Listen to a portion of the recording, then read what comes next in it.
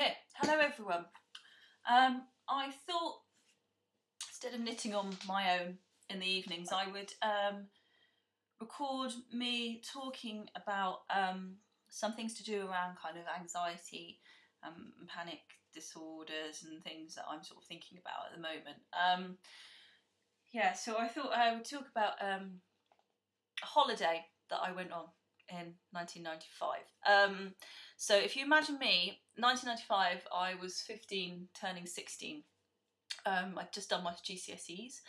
I looked kind of like I look now, except sort of covered in spots and puppy fat, and I was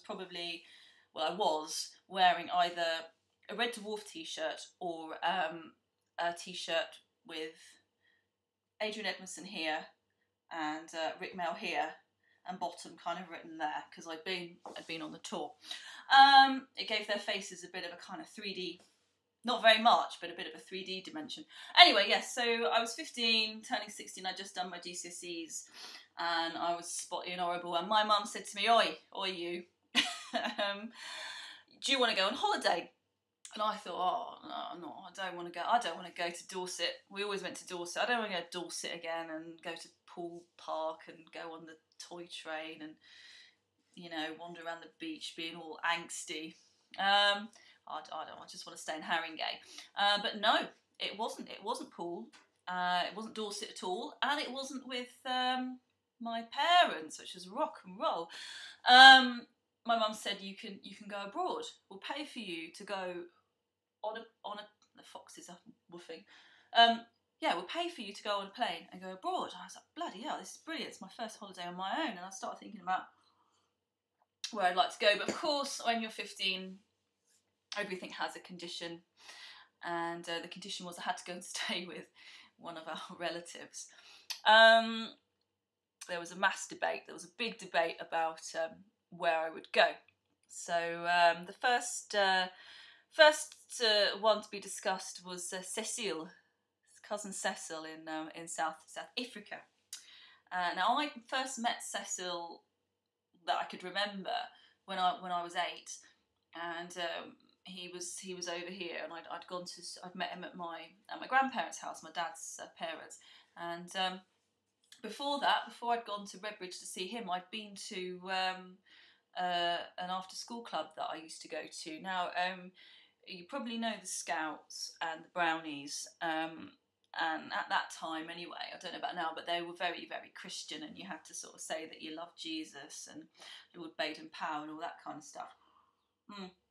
So being a good Jewish girl, I didn't go to that because I didn't love Jesus, and so I went to the Woodcraft Folk, which was a very right-on kind of version of the Brownies that the children of hippies could go to.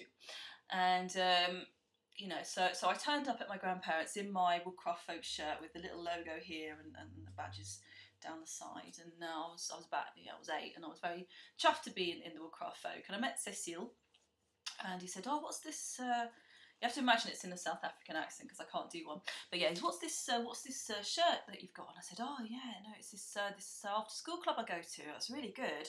And he said, oh, what's that? And I said, well, it's the Woodcraft Folk, and of course, you when you start, you're in the Elfins, and then as you get older, you go into the Pioneers, and each area has its own name for its different groups. So the Elfins, where I was the Rainbow Elfins. That was what we were called at South Haringey Infant School. And but I'm 8 now, so I've moved up, and I'm in the Nelson Mandela Pioneers. And of course, this was if I was 8, it was about 87, and of course he was still in prison. So this is oh dear, Cecile. Oh, I don't think that's very good. I said, oh no, Nelson Mandela's brilliant. He's a freedom fighter, and he's been in prison for longer than I've been alive, and I probably started singing Free Nelson Mandela and stuff like that, and oh dear. He said, oh no, he's a very bed man, and apartheid's good. Apartheid, the blacks need someone to tell them what to do, and So for me, I always remember this feeling of being a child and feeling that you're right, but you can't you can't convince the other person. They won't listen because they're an adult and they feel that they're better. Mm.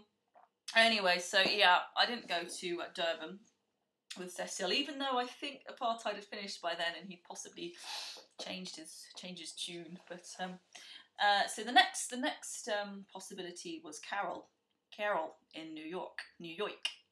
Now Carol is another cousin of my dad, and it was kind of briefly debated. Now I first met her also around a similar time when I was 8, and my lasting memory of her was that I said I was vegetarian because I'd just become vegetarian at that point, and she said, "Oh, no, you can't be vegetarian because you're not yellow and stunted."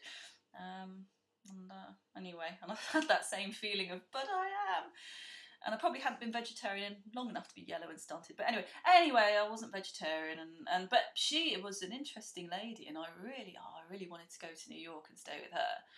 She at that time, I think, apparently had a brothel in Manhattan or somewhere, and also was Harvey Keitel's dealer.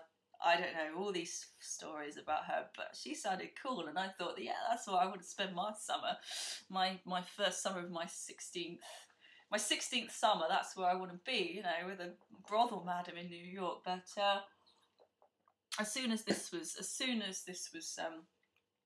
possibility was aired, it was quickly put back under the carpet by my mum, who sort of said, you know, Anna, if you go and see Carol for 6 weeks, you're going to come back with a whip in one hand and a syringe in the other, which to me sounded quite good, but in hindsight, I think it was quite wise.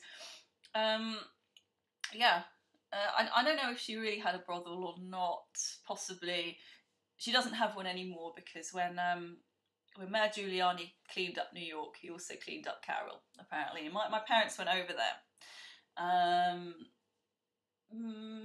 Late 90s, early noughties. And they went over and they were going to see her because she was opening her new business, which was a beauty parlour. And this was quite exciting. You know, they were going to visit her, and they got there, and it wasn't a beauty parlour, it was a bondage dungeon where people paid to go and get spanked and things. In fact, it wasn't even a bondage dungeon, it was a bondage loft because it was at the top of the building. But they came back with some very good holiday photos of sort of them looking a bit prim in the foreground with cups of tea, and then a guy getting a kind of whipped in the background.